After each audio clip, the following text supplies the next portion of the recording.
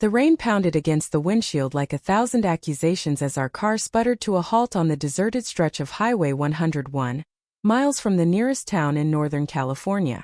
I gripped the steering wheel, my knuckles white, staring at the dashboard lights flickering in betrayal. Caroline, my mom's closest friend for over 2 decades, sat beside me, her usually composed face now etched with something raw and unspoken. And in that moment, as thunder cracked overhead, she turned to me and whispered, "Anna, I've been in love with you for years."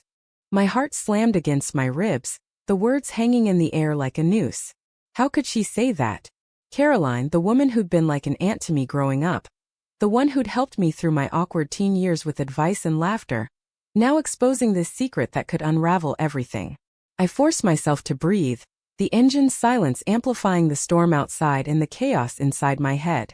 Was this some kind of joke? But her eyes, those piercing blue eyes that had always seen through my facades, held no humor, only vulnerability and a plea that terrified me. I turned away, pretending to fiddle with the radio, but my mind raced. Mom had insisted on this road trip, a bonding adventure from San Francisco to Seattle, but she'd bailed at the last minute due to work, leaving me to drive Caroline instead. It was supposed to be simple. 2 women escaping the grind, sharing stories over coffee stops. But now, stranded in the pouring rain with no cell service, her confession felt like a trap. "Caroline, you can't. I mean, what about Mom? What about everything?" I stammered, my voice barely above the downpour. She sighed, leaning back against the seat, her fingers tracing patterns on the fogged window. "I know it's wrong, Anna. Believe me, I've fought it. But seeing you grow into this incredible woman, strong, independent, yet so guarded, it's torn me apart. Your mom, she's my rock, but this feeling, it's been eating me alive." Her words pierced me, stirring something deep within, a flicker of curiosity mixed with dread. I'd always admired Caroline. Her career as a successful lawyer, her poise in a world that demanded perfection from women like us. But love? That was impossible. I was straight, wasn't I? Or at least, that's what I'd told myself through failed relationships with men who never quite understood me. As the rain eased slightly, I stepped out of the car, needing air, the cool mist soaking my shirt. My thoughts swirled. What if Mom found out? She'd never forgive Caroline, or me for even entertaining this. Society's whispers about those kinds of women echoed in my mind, the judgments I'd heard at family gatherings, the subtle disdain for anything that deviated from the norm. And yet, standing there, I felt a pull toward her, a magnetic force I'd ignored for too long. Was it fear holding me back? Or something more profound? Back in the car, Caroline didn't push. She just sat there, her presence a silent storm. We waited for a tow truck that might never come, the hours stretching into an eternity of unspoken tensions. My inner monologue raged. "You're 25, Anna, old enough to make your own choices, but is this one worth the fallout? The betrayal of trust, the potential loss of family?" I glanced at her, her profile illuminated by distant lightning, and wondered if this confession was the beginning of freedom or destruction. Eventually, a passing trucker stopped, offering to jump our battery. As the engine roared back to life, relief washed over me, but so did regret, for not responding, for letting the moment slip. We drove in silence toward the next motel, the road ahead blurred by more than just rain. That night, in separate rooms, I lay awake replaying her words. Love? From Caroline? It challenged everything I knew about myself. The societal pressures I'd internalized, the expectation to marry a man, have kids, fit the mold, clashed with this new possibility. Was I ready to confront it? The next morning, over stale coffee in a dingy diner, Caroline acted like nothing happened, chatting about work and weather. But I couldn't let it go. "About last night," I started, my voice trembling. She met my gaze, steady as ever. "We don't have to talk about it if you're not ready." But I was, or at least I thought I was. The conversation unfolded slowly, her explaining how it started. Innocent admiration turning into deeper affection during my college years, when I'd confide in her about heartbreaks.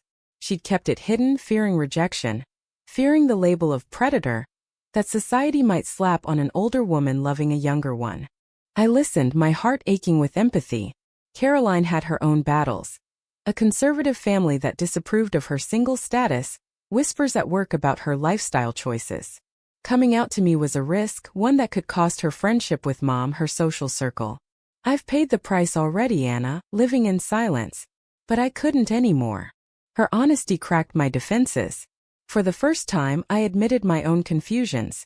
The relationships with men that felt hollow, the unspoken attraction to women I dismissed as curiosity. As we hit the road again, the landscape shifting from coastal cliffs to forested highways, our talks deepened. But doubt crept in.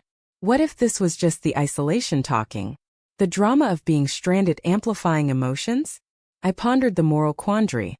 Was pursuing this a betrayal of Mom, who trusted Caroline like a sister? The thought gnawed at me, a constant inner debate between desire and duty. By evening we reached a small town in Oregon, checking into a quaint inn. Over dinner laughter returned but tension simmered beneath. When Caroline brushed my hand accidentally, electricity sparked. I pulled away conflicted. That night alone I wrestled with choices. Ignore it and preserve the status quo, or explore and risk everything. The price of the latter loomed large. Potential alienation, judgment from friends who'd see it as scandalous. The drive continued, conversations turning to heavier topics. Societal expectations for women, the double standards in love. Caroline shared stories of lost opportunities, relationships hidden to avoid backlash. It's not just about us, Anna. It's about fighting the narrative that love like this is wrong. Her words resonated, stirring a fire in me. But fear held me back. What if I hurt her? What if I wasn't sure? As we approached Seattle, the confession's weight pressed harder. I realized this trip wasn't just a journey north.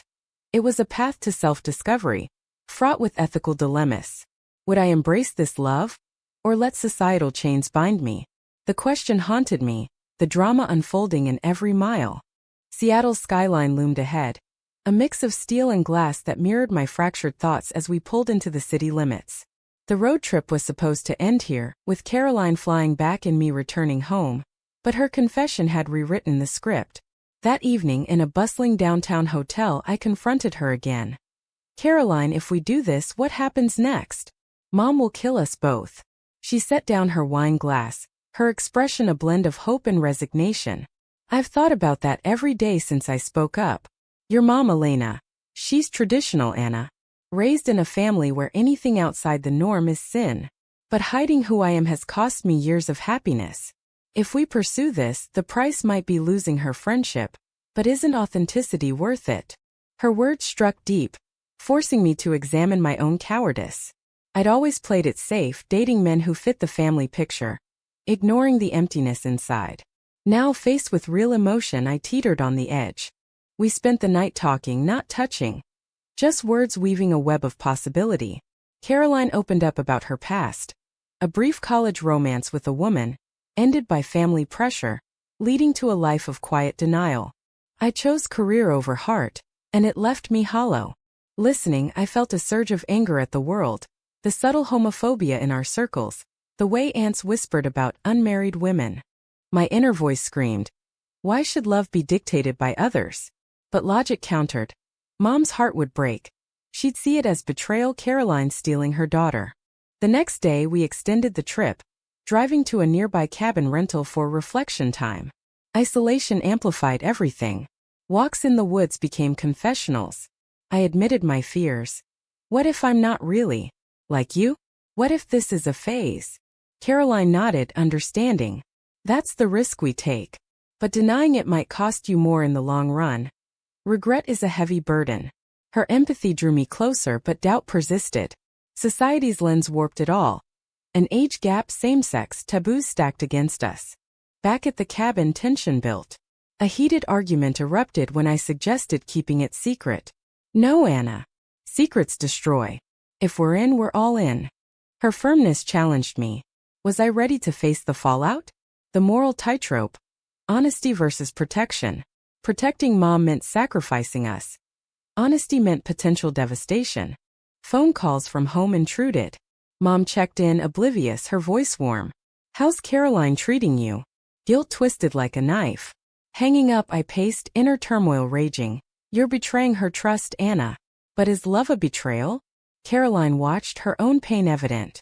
We can stop this now. No harm done. But harm was already there. The seed planted, growing despite the weeds of doubt. Days blurred into explorations of self. Caroline shared books on queer history, stories of women defying norms. I read voraciously, confronting internalized biases. One evening, stargazing, I whispered, "I think I feel it too." It was a small admission but monumental. Yet joy was short-lived. A text from a mutual friend hinted at rumors. Someone saw us together too close. Panic set in. What if word gets back? Caroline's resolve hardened. Then we face it. Running isn't living. But I wasn't as strong. The pressure mounted. Family dinners where homosexuality was joked about. Church sermons Mom dragged me to emphasizing traditional values. Pursuing this meant challenging all that, possibly losing my support system. We decided to head back south, the drive heavy with decisions. Stops along the way became battlegrounds for our hearts. In Portland, over coffee, I pushed back. "You're asking me to append my life for something uncertain." She countered. "Life is uncertain. But this feels right." The drama intensified, each word a step toward commitment or collapse. Nearing home, betrayal loomed. I imagined Mom's face if she knew: shock, anger, disappointment. Caroline felt it too. I've been her confidant for 20 years. This could end that. The cost was clear. Friendship for love, security for truth. Yet, in quiet moments, hope flickered. Maybe Mom would understand. Maybe society was changing. But doubt whispered otherwise. As San Francisco's lights appeared, I made a choice. Let's try, but slowly. Caroline smiled, but worry lingered. The real test awaited. Inner reflections dominated. Was this selfish? Moral? The ethical maze had no easy exit. Every decision carried weight, every step a potential misstep. Pulling into my driveway felt like entering a war zone. The familiar house now a symbol of impending conflict. Caroline dropped me off with a quick hug. Nothing more, but even that felt loaded. Inside, Mom greeted me enthusiastically, oblivious to the storm brewing. "Tell me everything. Did Caroline bore you with her law stories?" I forced a laugh, but my mind screamed, "If only you knew." That night, alone in my room, the weight crushed me. Caroline and I texted cautiously, planning secret meetings. But secrecy bred paranoia. What if Mom checked my phone? The moral dilemma intensified. Lying to her felt wrong, yet truth could destroy. I tossed, inner voice debating. Love shouldn't require deception, but does society leave us a choice? Our first date was a hidden lunch in a distant suburb.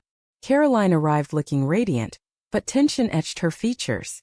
"This feels like an affair," she admitted. I nodded, the word stinging. We were two consenting adults, yet the world painted us as deviants. Conversation turned to futures. "What if we come out?" I asked. She sighed. "Rejection may be acceptance, but the pain in between." Back home, Mom noticed my distraction. "Something wrong, honey?" I brushed it off, guilt gnawing. The double life began. Work by day, stolen moments with Caroline by night. Each encounter deepened our bond, her wisdom balancing my impulsiveness. But joy was tainted by fear. A turning point came at a family barbecue. Caroline was invited, as always. Seeing her across the yard, chatting with Mom, twisted my gut. Our eyes met, a silent promise amid the chaos. But when Mom pulled me aside, praising Caroline as like family, the irony burned. Inner turmoil peaked. How can I love someone so close, yet so forbidden? That evening, after everyone left, Caroline lingered. In the kitchen, whispers turned heated. "We can't keep this up," I said. "It's eating me alive." She agreed, suggesting we tell Mom. Panic surged. "She'll hate us." But Caroline's conviction swayed me. Hiding is betrayal too. The confrontation loomed. Days later, we invited Mom to dinner. My heart pounded as we sat down. "Mom, there's something." Words failed. Caroline took over. "Elena, Anna and we're in love." Silence exploded. Mom's face drained of color. "What? You're joking." Denial shifted to anger. "Caroline, how could you? She's like your niece." The argument raged. Mom accused Caroline of manipulation, me of confusion. "This isn't you, Anna. It's a phase." Her words cut deep, echoing societal prejudices I'd feared. Tears flowed as she stormed out, leaving us shattered. In the aftermath, isolation hit. Mom cut contact, spreading word to family. Aunts called, condemning. Think of your future kids' marriage. The pressure mounted, testing our resolve. Caroline faced professional whispers. Clients questioning her stability. The cost was real, lost friendships, strained careers. Yet, in the pain we grew closer. Late nights we dissected the fallout. Was it worth it? I asked.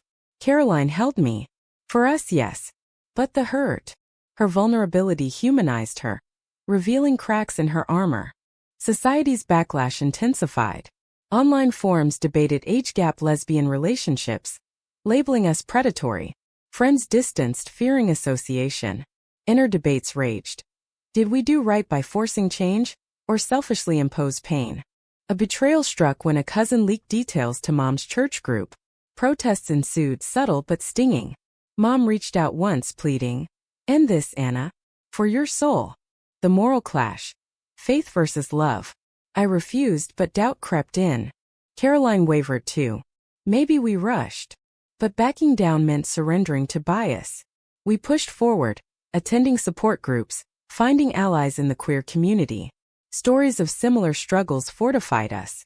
High drama unfolded at a work event where Caroline's boss confronted her. This could affect partnerships. The threat: career or love. She chose love, resigning. Watching her sacrifice, my admiration deepened but guilt consumed. Was I worth it? As months passed, tensions eased slightly. Mom sent a tentative text. "I miss you." Hope flickered but wounds remained. The journey taught harsh lessons. Love demands courage, but at what price? Reconciliation with Mom seemed distant, a fragile thread in the tapestry of our unraveling lives. Caroline's resignation hit hard. She poured energy into freelance work, but the financial strain added pressure. "I don't regret it," she insisted, but her eyes betrayed worry. I took on extra shifts at my marketing job, our shared apartment a sanctuary amid the storm. Yet, every bill reminded me of the cost, stability traded for truth. Inner conflicts persisted. Was our love strong enough to withstand this? Society's judgment infiltrated everywhere. Stares in public, whispered comments. A coffee shop incident crystallized it. A woman sneered, "Disgusting." Caroline squeezed my hand, defiant, but later alone she broke down. Why does love scare them so much? Her pain fueled my resolve, but also my rage at the world. Family dynamics shifted dramatically. My brother, neutral at first, sided with Mom after a heated call. "You're tearing us apart, Anna." The accusation stung. Am I the villain? Moral ambiguity clouded everything. Pursuit of happiness versus family unity. A pivotal confrontation occurred at Thanksgiving. Mom invited me alone, excluding Caroline. I refused, sparking fury. Choose her or us. The ultimatum forced a decision. Tearfully I chose Caroline, walking away from tradition. The price: loneliness during holidays, memories tainted. Caroline's family reacted similarly. Her sister disowned her, calling it immoral. The double rejection isolated us further. Support groups helped, but real life demanded more. We volunteered at LGBTQ centers, channeling pain into advocacy. Seeing others' stories, teens disowned, couples harassed, put ours in perspective. "We're not alone," Caroline said, but the fight exhausted us. Betrayal came from an unexpected source.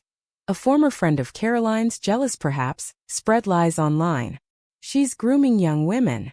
The post went viral in our circles, amplifying damage. Caroline's freelance dried up. My job suffered from gossip. We lawyered up, but the emotional toll was immense. Nights of doubt. Maybe we should end it. But love persisted. In quiet moments we reaffirmed, "This is us." Yet, the drama escalated when Mom showed up unannounced. "I can't lose you," she sobbed. The reunion was tense, revelations pouring out. "I was scared, Anna. Society taught me this is wrong." Her admission cracked walls, but trust was fractured. Caroline joined, the three of us navigating awkward truths. Mom admitted prejudices rooted in her upbringing. "I see your happiness now." But forgiveness wasn't instant.